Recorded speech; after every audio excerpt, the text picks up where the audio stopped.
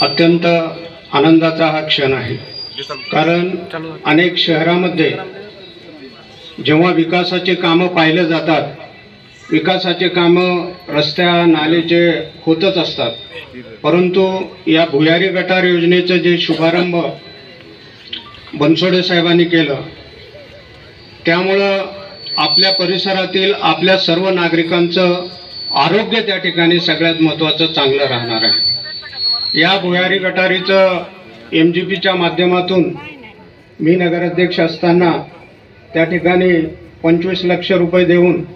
त्या ठिकाणी सर्वेक्षण केलं होतं, परंतु ते काम तसंच प्रलंबित होतं। जे कामं शिल्लक राहतील ते पूर्ण काम करायचं काम संजय भाऊचं त्या ठिकाणी आहे। आपल्याला माहिती असेल, बोधननगर परिसरामध्ये आताच प्रास्ताविक करत असताना अनिल भाऊंनी सांगितलं, माढा आणि बोधननगर हे आपल्या हद्दीत नसल्यामुळं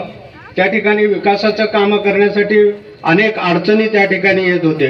परंतु अटल अमृत योजनेच्या माध्यमातून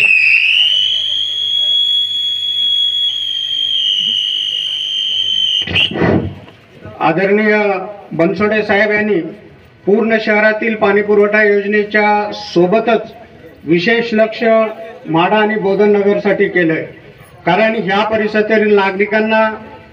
फुल प्रेशरनं पाणी योग्य मिळावं, शुद्ध मिळावं, या दृष्टिकोनातून माढा येथे एक पाण्याची टाकी स्वतंत्र माढा आणि बोधननगरसाठी बांधलेला आहे। मी या ठिकाणी सांगत असताना शहरासाठी अनेक कामं बनसोडे साहेबांनी त्या ठिकाणी केले, परंतु विशेषतः बोधननगर आणि माढासाठी जे कामं केलेले आहेत ते मी या ठिकाणी आवर्जून तुम्हाला सांगतो।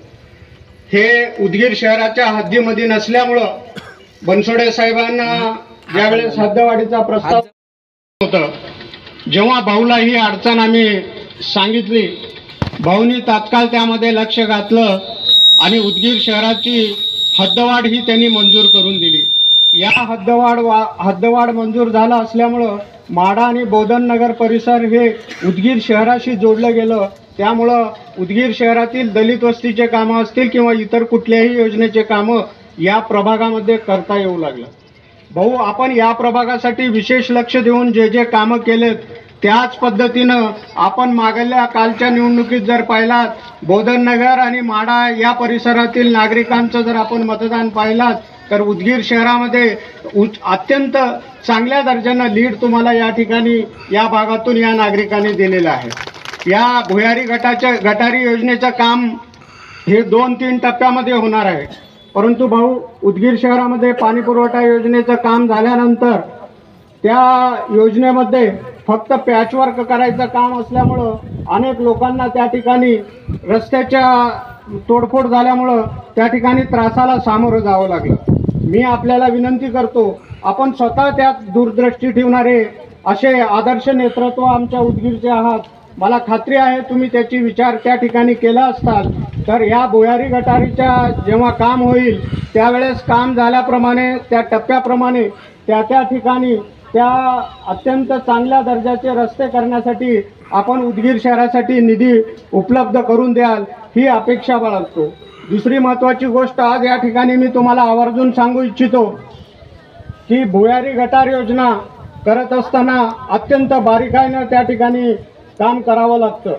या ठिकाणी असलेल्या ठेकेदार असतील किंवा संबंधित अभियंता असतील त्यांना आपण थोडंसं निर्देश द्यावं, जेणेकरून या भुयारी गटारीचे जे लेवल्स आहेत अत्यंत करेक्ट रीतीने लेवल्स काढले पाहिजेत, नाहीतर ते सर्व चोकअप होऊन सनी पूर्ण शहरामध्ये त्याचं दुर्गंधी पसरण्याचं आणि नागरिकांना त्रास होण्याची शक्यता आहे। मागील काळामध्ये पाणीपुरवठा योजनेचे काम झालं असताना अशाच काही ठिकाणी थोड्या मोठ्या चुका झाल्या असल्यामुळं बऱ्याच ठिकाणी प्रेशरनं पाणी त्या ठिकाणी जात नाही। एवढी मोठी योजना, एवढे करोडो लाखो रुपये तुम्ही या ठिकाणी या योजनेसाठी उपलब्ध करून दिलात, तर ही योजना अत्यंत दर्जेदार झाला पाहिजे, यासाठी आपण विशेष लक्ष देण्यासाठी संबंधित अधिकाऱ्यांना सूचना करावेत। आणि आपल्या सर्वांना या ठिकाणी तुम्हाला आम्हाला सर्वांना एक खंत वाटते की भाऊ एवढं 1 लाख मताने निवडून येऊन सुद्धा या ठिकाणी त्यांची मंत्रिपदामध्ये वर्णी लागली नाही। आपण सर्वांची मनातून इच्छा होती की ते मंत्री होतील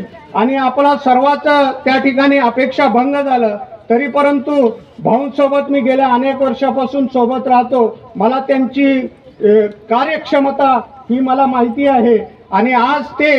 जरी मंत्री नसतील तर मंत्र्यापेक्षाही जास्त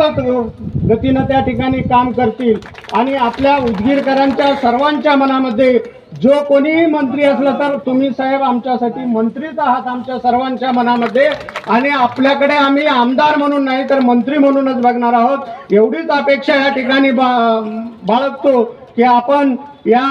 योजनेचा जे शुभारंभ केलात त्याबद्दल विशेषतः बोधननगर आणि म्हाडा परिसरातून सुरू केलात त्याबद्दल त्यांच्या वतीनं व उदगीरकरांच्या वतीनं मी आपले आभार व्यक्त करतो आणि माझे दोन